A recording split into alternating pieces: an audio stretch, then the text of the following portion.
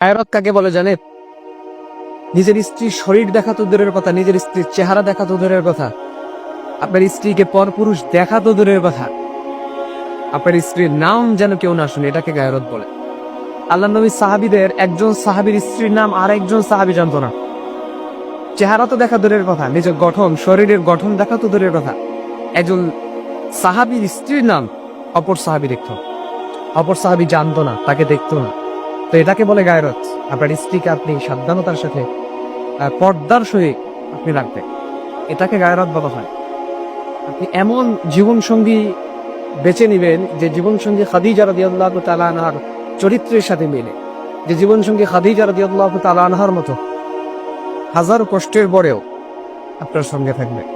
তার চেহারা থাকুক বা না থাকুক, বয়স কত হয় হোক, তার ধন সম্পদ থাকুক বা না থাকবে, এমন জীবন সঙ্গী আপনাকে নিতে হবে যে জীবন সঙ্গীকে জীবনে কোনো পরপুরুষ তাকে চোখ দিয়ে দেখেনি, তার নামটা পর্যন্ত শুনেনি। এটাকে গায়রত।